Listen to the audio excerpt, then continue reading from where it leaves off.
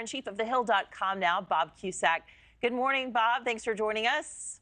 Good morning, Anna. We're going to take a look at these brand new polls. The latest NewsNation Decision Desk HQ forecast shows former President Trump favored to win with 56%. But leading up to his assassination attempt, the generic ballot had been shifting in President Biden's favor. What's the likelihood Trump can hold that lead? For right now, with this party so energized, I think the chances are very good that Republicans probably win the White House and Congress. Now, things can change in the next 100+ days. And while Biden has done okay in the national polls, what you really got to look at the battlegrounds. That's the most important. And Trump is basically winning them all or close to it, at least within the margin of error. So when you're talking about states like Virginia, New Hampshire, and Minnesota, those are all states Democrats have to win. And right now, those are battleground states. Yeah, well, the polling average also finds Republicans favored to win the Senate with 78% and the House with 61%. But now President Biden is backing Democrats' move to reform the Supreme Court. Will that ignite more enthusiasm on the left for Democrats? I think it will to some degree. But if you look at President Biden's agenda and what he wants to get through, including on the Supreme Court, he's going to need a Democratic Congress. And because of those numbers you just mentioned, Anna, I mean, the Senate is very, very likely to go to Republicans, mostly because the map, Democrats are defending so many more seats than Republicans. And the House, as you mentioned, over 60% staying with Republicans. So in order to move this, if he were to get reelected, he's going to need Democratic Congress. And we haven't seen that much bipartisanship. Saw a little bit on the infrastructure bill. But beyond that, not too much. Yeah, and Adam Schiff yesterday making a real warning, right, about warning of a potential wipeout if Biden's the candidate. Nikki Haley making this appeal to Republican voters as the former president looked on last night. Let's watch. I'll get you to react.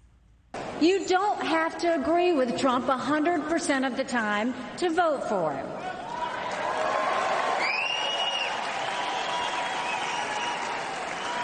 Take it from me. I haven't always agreed with President Trump. But we agree more often than we disagree. We have a country to save. And a unified Republican Party is essential for saving her.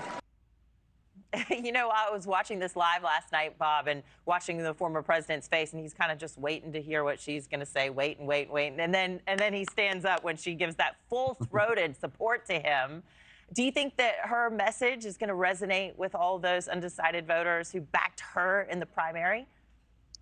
Yeah, it definitely, she's got a big voice, especially with independent voters. And that's why some people, including me, were thinking maybe she'd run as the third party. And listen, I mean, before the assassination attempt, Nikki Haley was not even invited to this convention. And then she's given a primetime slot to speak. So I think that's smart politics from the former president. I think he's running a much better campaign in 2024 than he did in 2020. He's trying to reach out to some independents. Now, I think he's got limited mobility because the MAGA base is so with him. But people like Haley do bring independents. And that's what Biden won. That's why Biden won in 2020. He won the independents. He has since lost them.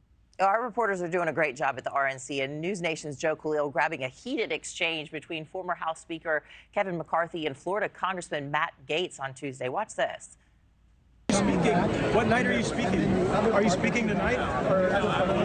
One person. No.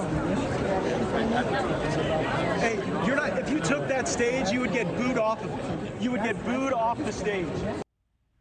Yikes. It almost reminds you of the fracturing that there was during 2016 at the RNC. What do you make of all this?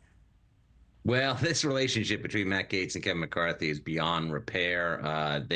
Obviously, Gaetz was a leading force in ousting McCarthy as the speaker, and the speaker has gone after Gaetz on allegations of sexual misconduct that the ethics committee is looking into. So this is extremely personal. And that, honestly, it's the first time we've seen any sign of disunity in the Republican convention. But as you mentioned, 2016 was a very different story. The party is totally behind Trump in a way I've never seen before. Yeah, the party is Trump's party. It has really transformed and continues to even more with J.D. Vance as the VP nominee pick. All right, Bob Cusack, thank you so much. Thanks for watching, everybody. Go to joinnn.com to find NewsNation on your television provider. Also, don't forget to click that red subscribe button below to get more of NewsNation's fact-driven, unbiased coverage.